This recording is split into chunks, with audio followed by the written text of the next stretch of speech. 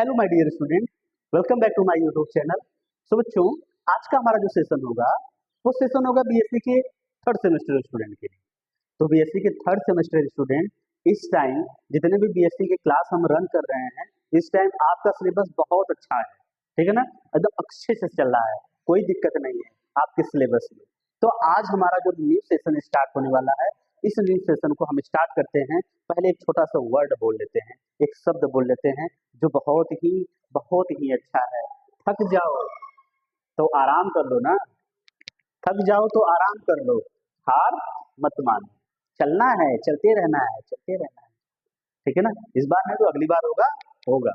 चलिए देखिए, हम नेक्स्ट यूनिट की स्टार्ट कर रहे हैं। आप बच्चा जैसा हमारा सिलेबस है, उस सिलेबस के अकॉर्डिंग इसको आप यूनिट को डिसाइड कर लीजिए कौन सा यूनिट चल रहा है। तो आज का जो यूनिट होने वाला है ना, वो देखो कितना अच्छा है, inorganic spectroscopy and magnetism. Inorganic spectroscopy and magnetism को हमको डिस्कस करना है।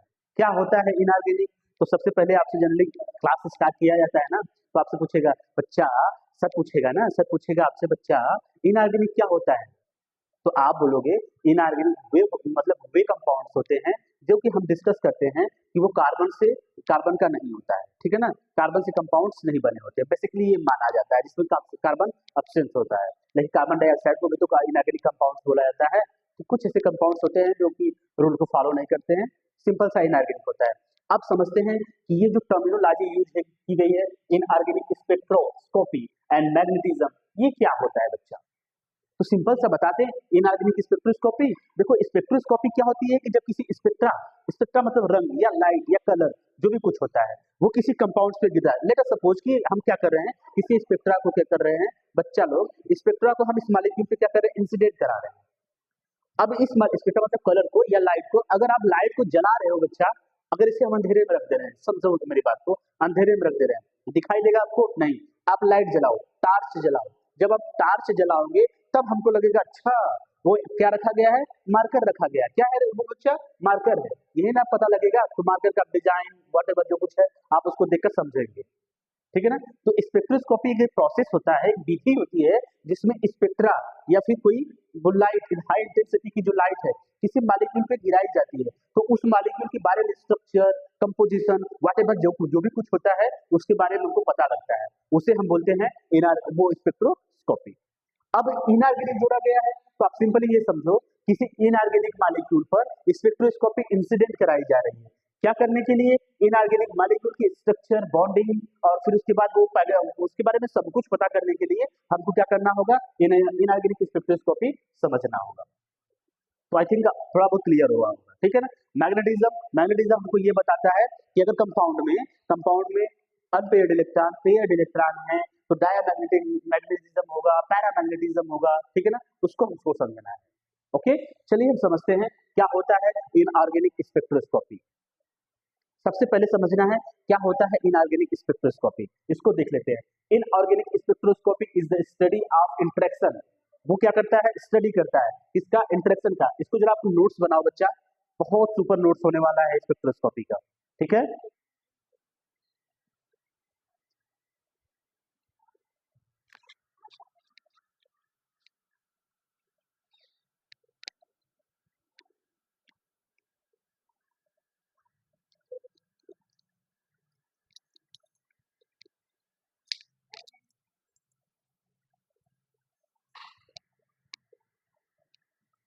ठीक है, आप इसका जरूर नोट्स बनाइएगा।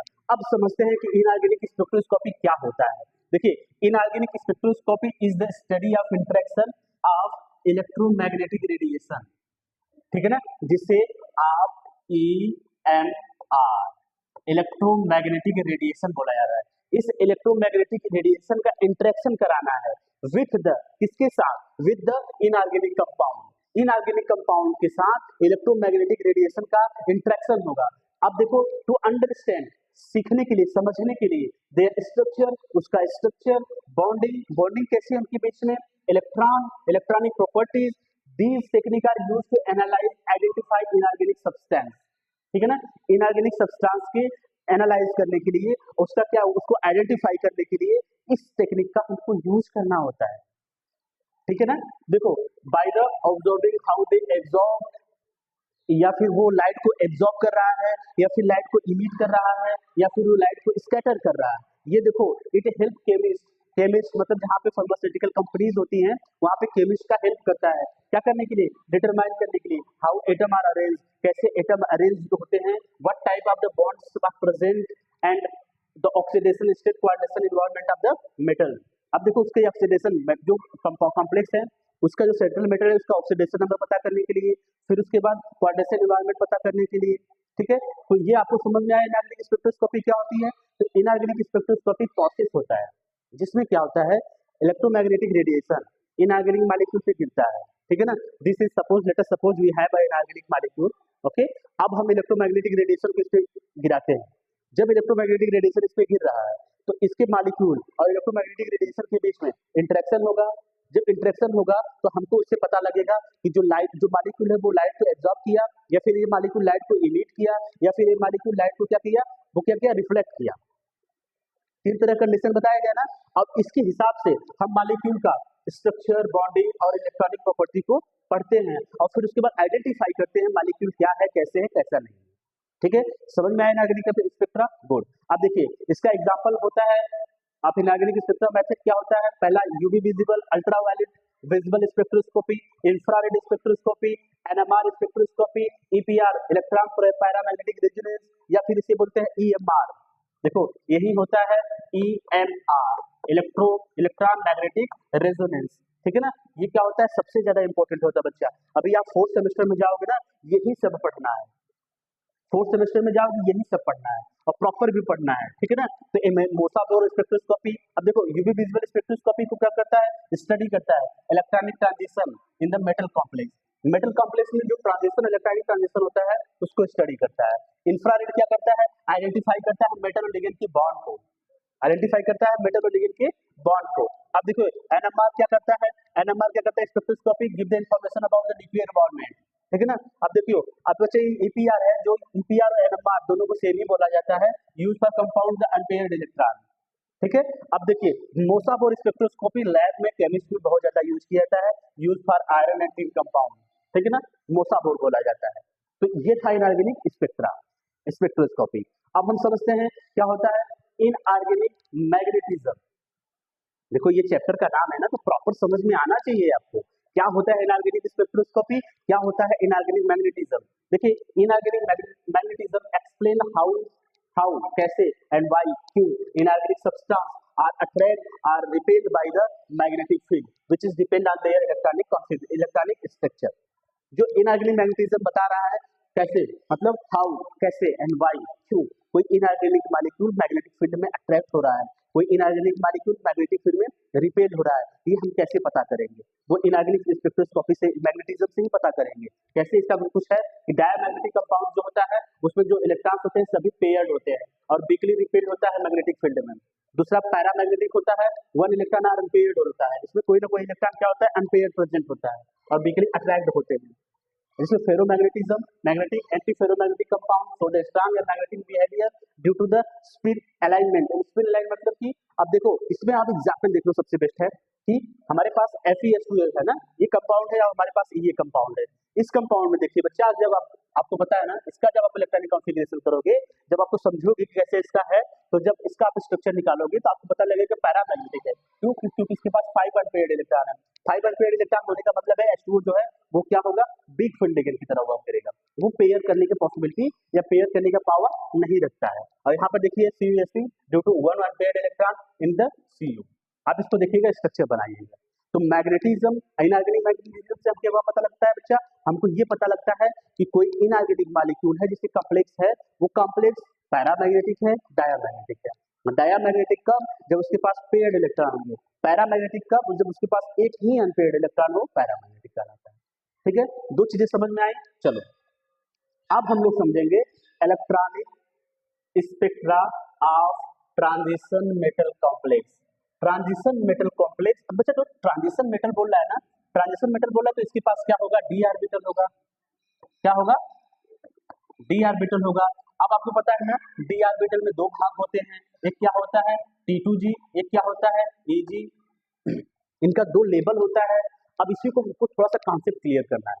क्या होता है electronic spectra of transition metal complex. समझते हैं बच्चा, इसको प्रॉपर समझते हैं, अच्छे से समझते हैं। देखिए सिंपल सा डेफिनेशन पहले देख लीजिए, आप लिखिए इसको पहले तो।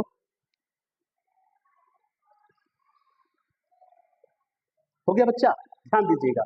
Electronic spectra, one second, electronic spectra of transition metal complex refer बताता है, क्या बताता है, to the absorption of electromagnetic radiation usually UV visible, UV या विजिबल लाइट, अल्ट्रावायलेट या विजिबल लाइट, ये दोनों क्या कर रहा है, एब्जॉर्प्शन किया जाता है।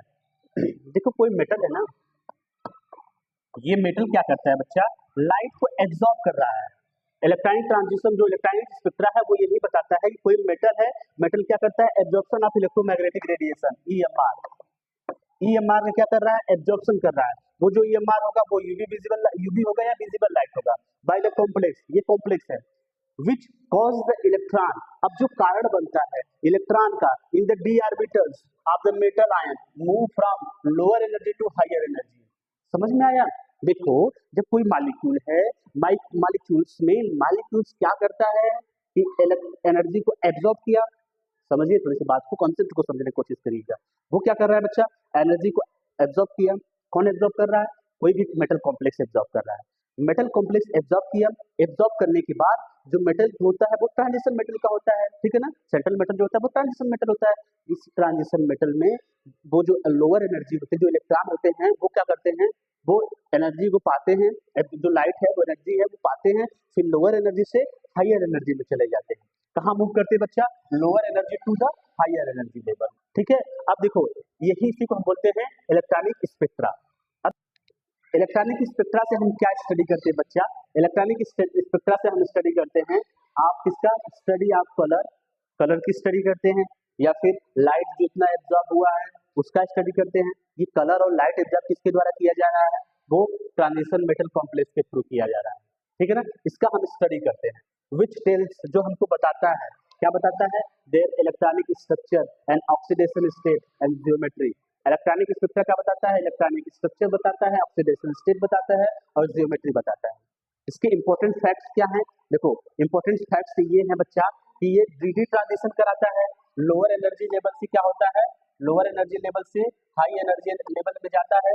डीडी ट्रांजिशन मतलब डी, डी से डी में excitation of electron from one d orbital to other octahedral या टेट्राहेड्रल। अब देखो इसमें क्या होगा, किसी डी ऑर्बिटल से दूसरे डी ऑर्बिटल में ट्रांजिशन होता है, लोअर टू हायर, ठीक है ना, या फिर वो टेट्राहेड्रल होगा फिर वो ऑक्टाहेड्रल होगा। जब टेट्राहेड्रल और ऑक्टाहेड्रल होगा तो Eg और T2G का पोजीशन बदल जाएगा। दूसरा समझते हैं, चार्ज ट्रांसफर ट्रांजिशन को समझते हैं।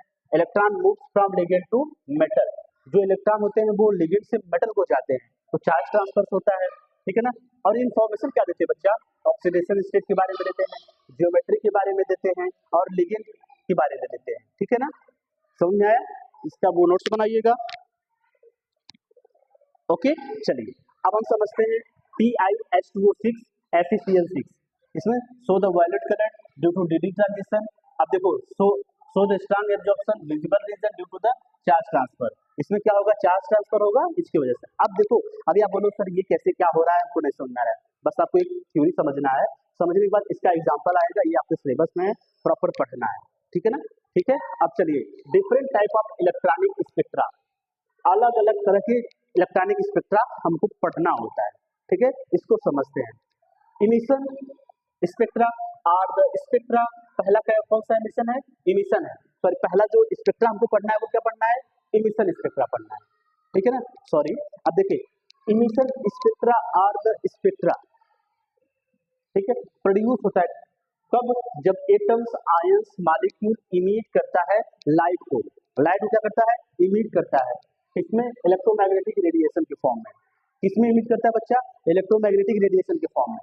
As their electron fall from higher energy to higher energy level to lower energy level. अब आप बताओ जो एब्जॉर्प्शन हुआ था बच्चा, उसमें क्या हो रहा था, उसमें हो रहा था कि लाइट, जब लाइट को एब्जॉर्ब करने के बाद जो मॉलिक्यूल के इलेक्ट्रॉन होते हैं डी ऑर्बिटल में वो lower energy to higher energy में चले जा रहे थे। अब इमिशन में क्या हो रहा है, वो लाइट को इमिट कर दे इन द फॉर्म में, किसके फॉर्म में, इलेक्ट्रोमैग्नेटिक रेडिएशन में, ईएमआर के फॉर्म में क्या हो रहे हैं, वो लाइट को बाहर निकाल रहे हैं। जब वो लाइट को बाहर निकाल रहे हैं तो लोअर एनर्जी से कहाँ चले आ रहे हैं, वो सॉरी हायर एनर्जी से कहाँ चले आ रहे हैं, लोअर एनर्जी में। देखिए व्हेन, समझिए, व्हेन एन एक्साइटेड एटम और मॉलिक्यूल्स रिलीज एनर्जी, वो क्या कर रही है बच्चा, एनर्जी को रिलीज कर रहा है एज अ लाइट, लाइट के फॉर्म में।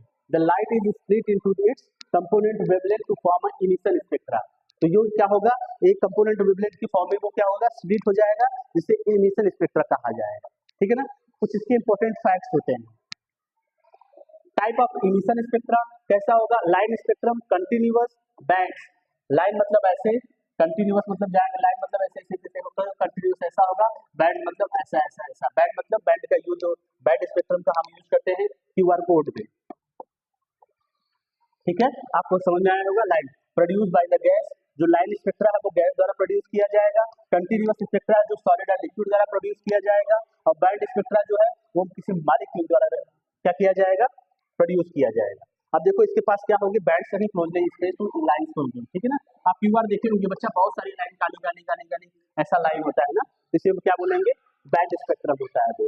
ठीक है, अब देखो इसका एप्लीकेशन क्या है, आइडेंटिफाई द एलिमेंट, एलिमेंट को आइडेंटिफाई करने में। दूसरा, analyse the chemical composition of compounds, analyse the chemical composition of metal complex. ठीक है, दूसरा क्या है, फ्लोरोसेंट एंड फास्फोरेसेंट। अब देखो फ्लोरोसेंट फास्फोरेसेंट मटेरियल के बारे में बता रहे हैं।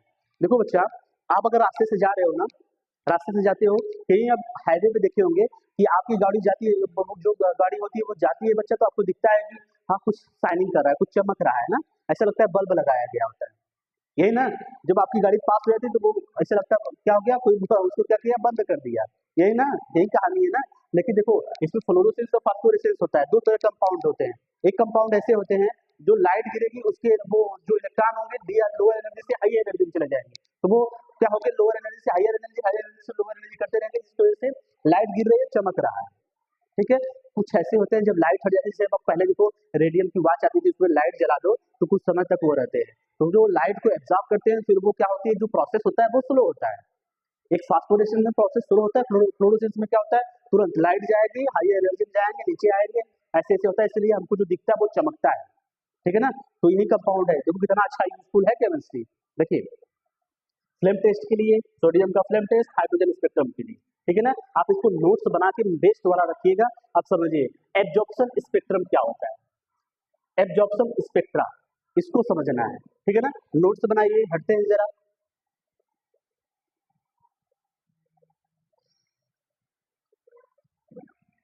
हाँ जी बच्चा, अब इसको समझते हैं थोड़ा प्रॉपर वे में।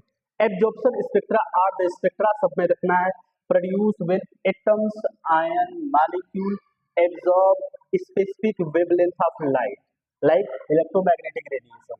जब देखो ये कब प्रोड्यूस होता है, जब कोई एटम होगा, कोई आयन होगा, कोई मॉलिक्यूल होगा, एब्जॉर्ब करेगा, क्या एब्जॉर्ब करेगा, इलेक्ट्रोमैग्नेटिक रेडिएशन।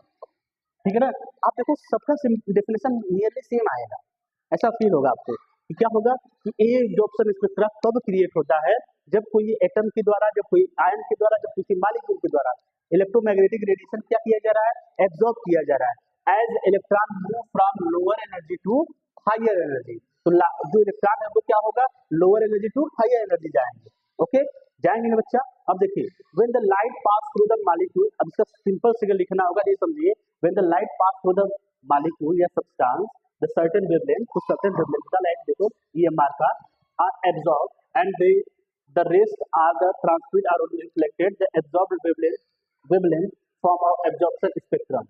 ठीक है, अब देखो इनका कहने का मतलब हो रहा है कि अगर आप इस मॉलिक्यूल पे लाइट को इंसिडेंट करा रहे हो, लाइट को क्या करा रहे हो, इंसिडेंट करा रहे हो, तो सब लाइट को एब्जॉर्ब नहीं किए जाएगी, सब लाइट एब्जॉर्ब हो जाएगी नहीं, कुछ लाइट इसमें एब्जॉर्ब होंगी, कुछ लाइट रिफ्लेक्ट होंगी, कुछ लाइट ट्रांसमिट हो जाएंगी, बाहर निकल जाएंगे, यही होगा ना।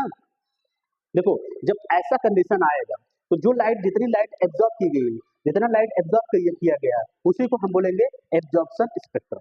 रिफ्लेक्शन ट्रांसमिशन से हमको लेना देना नहीं है, क्योंकि एग्जैक्ट अमाउंट में हम लाइट को यहाँ गिरा रहे थे, मान लीजिए हम 10 लाइट इधर गिरा रहे थे, 4 लाइट बाहर हो गई, 3 लाइट रिफ्लेक्ट होगी, बचा कितना, आप बोलोगे 3, कितना बचा 3, तो हम बोलेंगे जो मॉलिक्यूल है वो 3 लाइट एब्जॉर्ब कर रहा है, यही ना।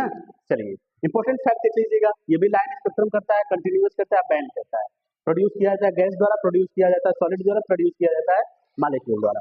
एप्लीकेशन क्या है इसका देख लीजिए। एप्लीकेशन है determine the concentration of substance, substance का कंसंट्रेशन डिटरमाइन करने के लिए यूज किया था। Identify the element in compound, compound और एलिमेंट को आइडेंटिफाई यूज करने किसमें, किसमें मेटल कॉम्प्लेक्स की बात की जा रही है। Study the electronic structure of the atom और द मॉलिक्यूल। अब देखिए सोडियम वेपर लैंप के लिए यूज किया जाता है। क्लोरोफिल का एक एग्जाम्पल बेस्ट होता है, इसको देख लीजिए, आप लोग समझिए। जो क्लोरोफिल होता है ना बच्चा, वो एब्जॉर्ब करता है रेड लाइट को या फिर ब्लू लाइट को,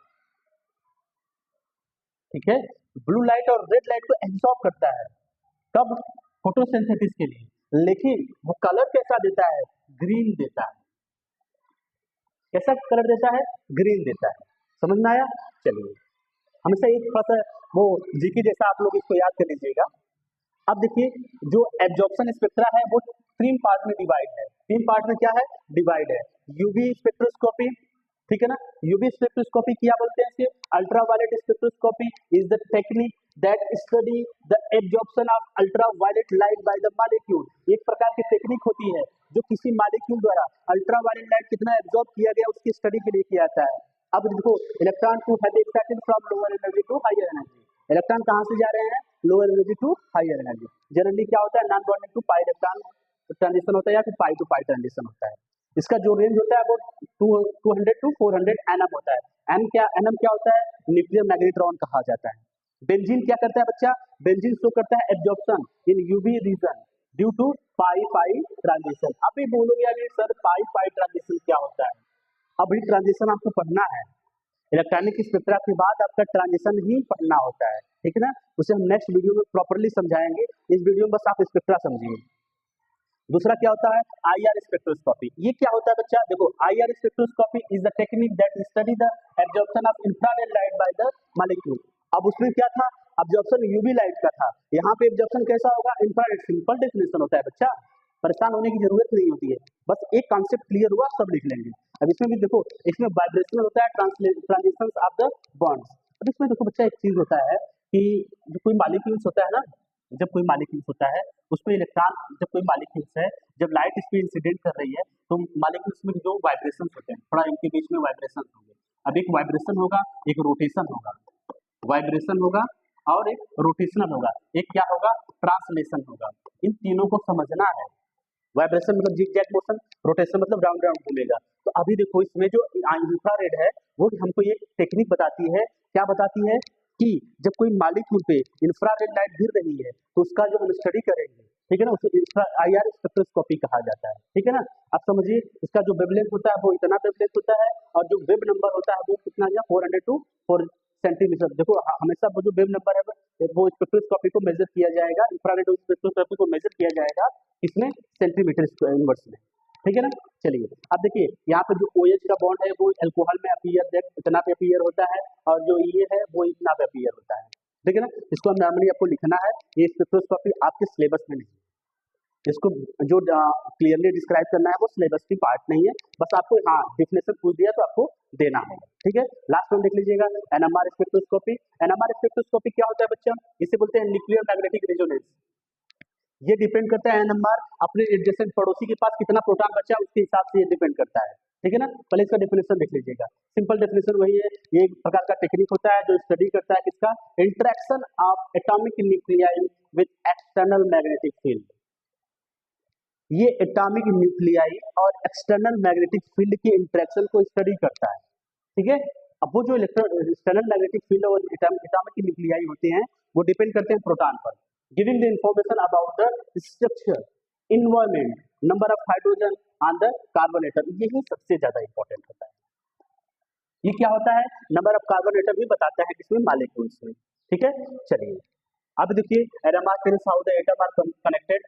NMR क्या बताता है, कैसे एटम कनेक्टेड होते हैं। और जो हमारा नेक्स्ट टॉपिक है वो है इलेक्ट्रॉनिक ट्रांजिशन, इसको हम डिस्कस करेंगे नेक्स्ट वीडियो में प्रॉपर वे के साथ। अभी आप इलेक्ट्रॉनिक स्पेक्ट्रा को ही समझिए क्योंकि ये मैक्सिमम क्वेश्चन सिंपल से पूछ देता है। Define the electronic spectra, define the electronic transition, section B section C, ठीक है। मिलते हैं नेक्स्ट वीडियो में, तब तक आप इसको पढ़ते रहिए।